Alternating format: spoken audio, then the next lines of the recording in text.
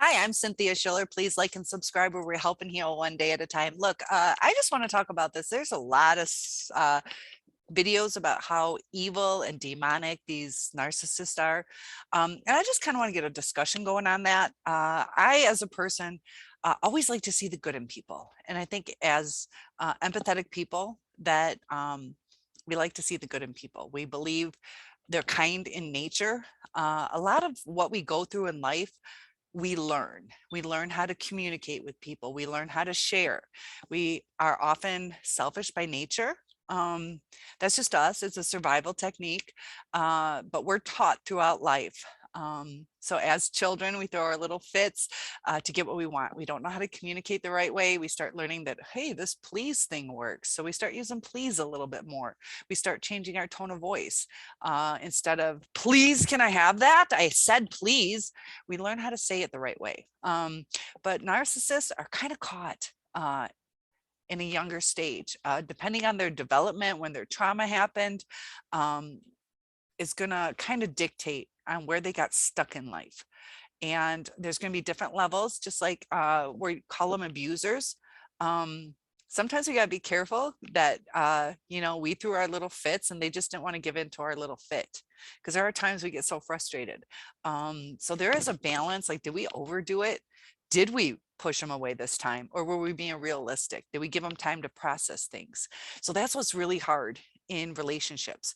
Is it narcissistic abuse? Did we do something wrong? Are we just not meeting eye to eye? We're two totally different people. But it's just like with a narcissist. Let's say we have an abuser. There are people out there, like parents, who will put cigarettes out on their kid, their skin. They will beat them, the shaken baby syndrome. Um, Parents get frustrated. Parents might spank a little too hard sometimes, but to beat your child, there's different levels and there's different intensities, and there's different intervals. Did they lose their cool once every 6 years, or is it like a daily thing? Are they just not able to cope? So with a narcissist, there will be different levels, and we have to recognize that. A lot of people say that they are pursuing, like they're this evil demonic thing. Sometimes they are. And I think sometimes it depends on how easy a victim is, what their need is, and their depth of caring. Sometimes they'll just kind of like nitpick, like, can I borrow $10? Can I borrow 20? But if they know that they're gonna run out of their supply, like if they borrow too much from you, that it's going to cause you to lose your house, it's going to cause this, it's going to, now you got to sell your car so you can't go to work, and then they can't get any more money. So they might ration it, and look ahead, like, how can I get the most out of it? But they'll bleed us dry emotionally, they'll do that too. So it's that rationing, like, how can I still keep this supply without bleeding it dry to where they can't provide for me anymore? But they push their limits, they will push their limits. And a lot of times they leave when they either feel the supply dried up until we replenish, whether we get happy again and we can give them that energy and that excitement, and we don't need to talk anymore, and we're good until we need to talk again. um, and we talk for that connection, because you can sit in a room with somebody and you can kind of have that like warm fuzzy cuddly feeling where you like look at each other and kind of flirt, but that only goes so far. Like, to have a life where you just sit there and you're like, it's it's not going to fulfill you. So we want a little more depth, and depth is what scares them. um, as they go through their relationships, it often gets worse because the balance gets thrown off, and it just starts going into like this tailspin that we just can't get out of. Um, we often try harder, which makes them, they don't need to try as much. And when you have a relationship that works, uh, if you notice, the one that invested the most is the one that lost the most, and the one that hurt the most. I want you to take that to heart. The one that invested the most is the one that hurt the most and lost the most. So it's really important to keep it balanced. That's why I always tell you, really don't invest more than the other person does. Um, because narcissists like that pursuit. It's their adrenaline rush. They don't want it easy. They want to feel like they achieved a prize.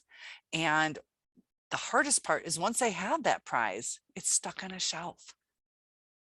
And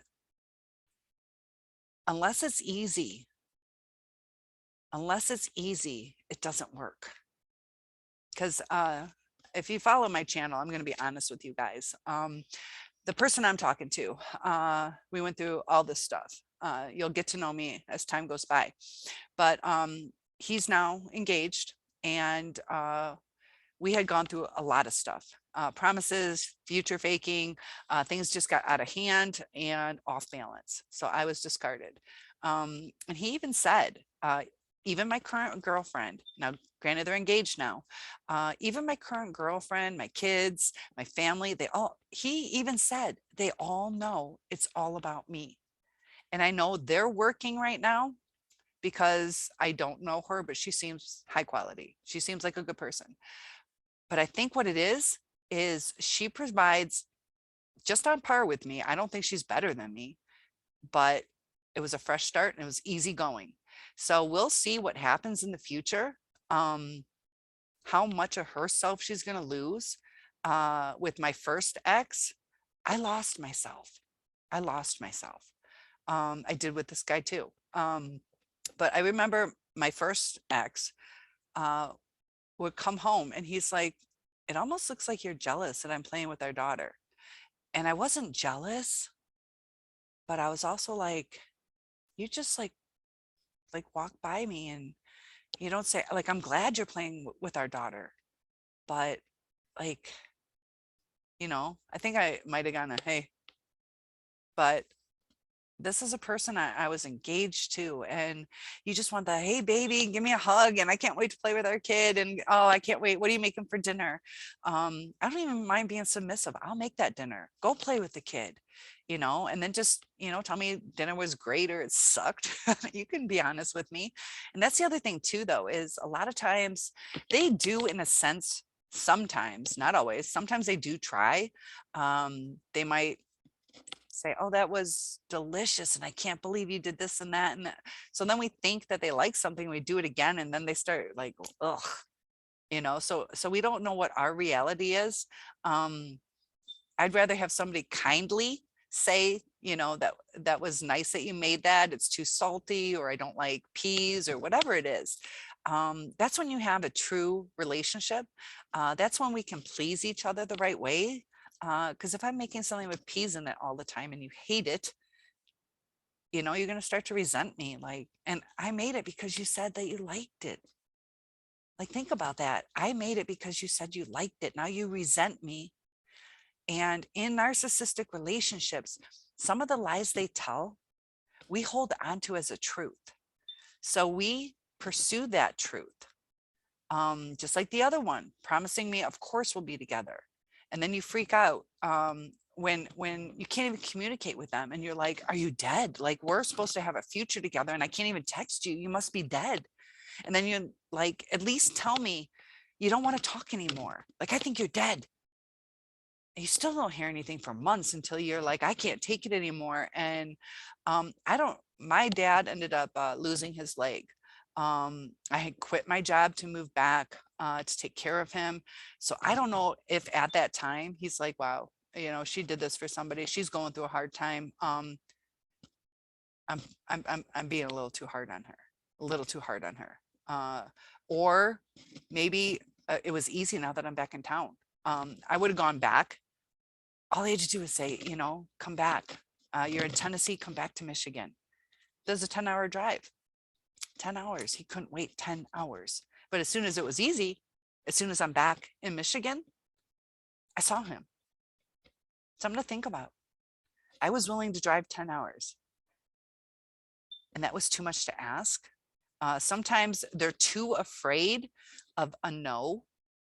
I noticed he likes to show up instead of calling ahead of time, because that way I won't say no to him. Like, he gets really uncomfortable when he does, will you spend the night with me?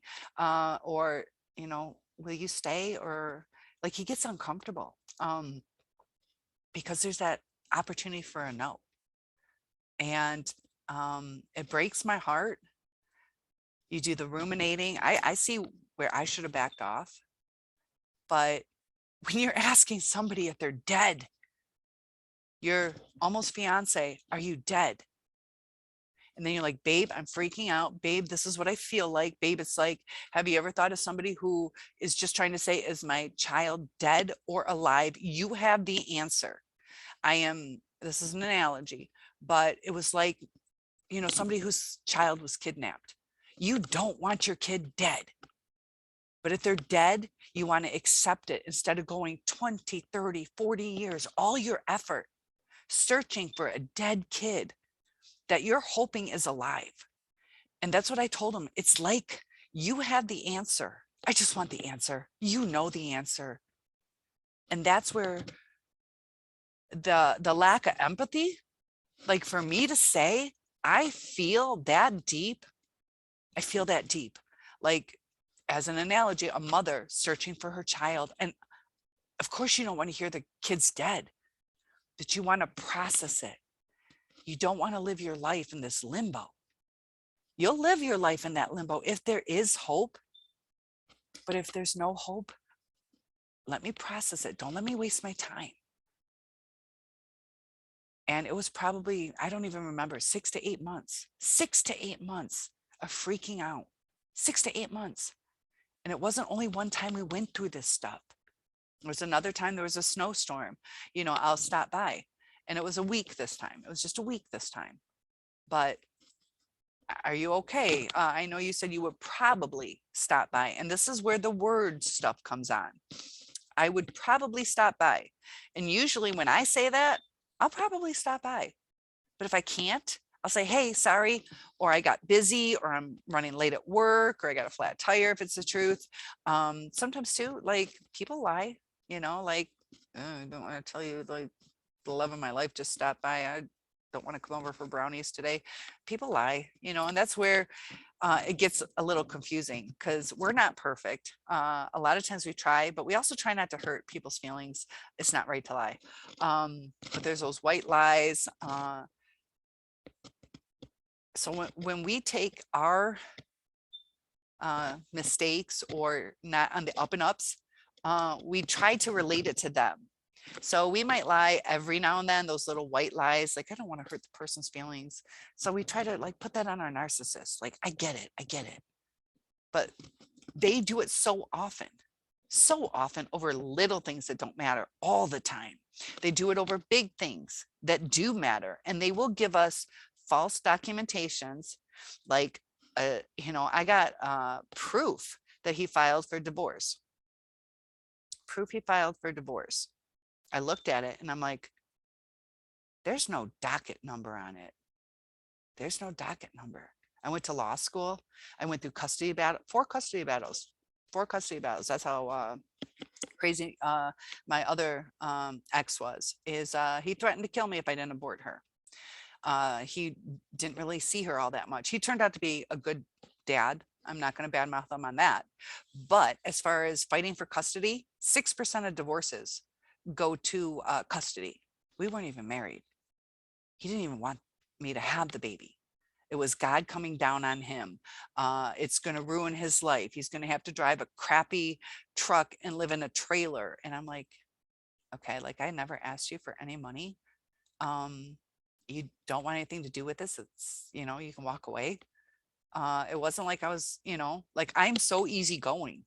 I do get a little uptight on, like, when you take things away from me, like with the love bombing, you kind of expect certain things, but just the way they talk to you, like, babe, I'm pregnant. Not like, oh my gosh, what are we going to do? Do we have enough money? It's like, this is God coming down on me. Now I have to live in a trailer. I have to drive a crappy truck. So this is God coming down on me, not like, oh, babe, what are we going to do? So that's how extreme it reverts to them. It reverts to them. And I never asked for anything. I even gave him free reign. Like, you want to leave, you want nothing to do with it. You have your safety net. Granted, it might mess with your head a little bit. You have a kid out there. But to say that's God coming down on you. And we were together. We were together. It's not like a one night stand. We were together. So usually people that love each other, they either talk through, are they going to adopt out? They're going to do other options, give it to a family member, or deal with it. Like, they talk through it. There might be arguments because you might see differently, whether it's religious beliefs or whatever. But usually you can work something out. That's a hard one with kids sometimes. But if it's not talked about ahead of time, things like that. But we were together working on a future. So anyways, the twists and turns of a narcissistic relationship. Does it get better? Does it get better? Well, I'm 51. I've been engaged 3 times. 3 times. One was a high school sweetheart that it just was kind of like a short-term fly by night. Maybe we should, maybe we shouldn't. So it was like too soon to really be messed up on, because it was like 30 years later when we dated again. That one, that was like an oopsie, maybe we shouldn't think about marrying. That one's okay. But the other 2, like how long those relationships were invested in. And 3 weeks before your wedding, you're discarded. And they tell you, you know, let's just postpone it. Okay, why? Like, we have a kid, invitations are sent out. And they don't give you any comfort. Like, I would have stayed if it made sense. If it made sense, but there wasn't even the excuse of, we just don't have enough money, or I'm a little uncomfortable, or maybe we should go to counseling. It was just whatever. And I got scared. I don't know if I handled it the right way, but going from being engaged all that time, living together, having a child, and we're going to postpone it, which means we're still going to do it. Okay, so when are we postponing it to? Or why? What do we need to work on? And it was just unanswered. So I was really unsettled. I didn't want to leave. I'm also a little religious, so it was kind of outside my realm. I'm kind of contradictory on the religion stuff. You know how all that goes. My heart is in the right place. Do it like, nobody's perfect. Nobody's perfect. So I kind of, you know, go outside because I've been single my whole life, basically, you know, and you know, so I'm not going to be a hypocrite. I will honestly tell you the truth, because I think that's what we're all searching for. And that's why we go through the rumination. Because a lot of us, like, I feel guilty. I feel guilty. Like, I'm about to cry. Like, should I have left? Should I have tried a little harder? But where's my comfort? You know, and in the other one, of course, I'll do right by you, babe. Why wouldn't I? You know, I'll do right by you. And you get ghosted. So like I said, if you're following me, I'm still talking to the second one. Look at my tears. You know, am I happy? It is nice to feel like you're not completely worthless, completely discarded. But this is how happy you're going to end up if you get back together with them, or follow my channel, because I'll take you through the ups and downs. I'm not ready to let go. We're not working towards a future, but this is what friendship looks like. That's what friendship looks like right now. So please like and subscribe. I'll continue to be real with you guys, and let me know if you have any questions. Trust me, I know a lot about this subject. All right, have a great day. And I'm doing okay. I just cry a lot, just like you probably do. So big hugs to you.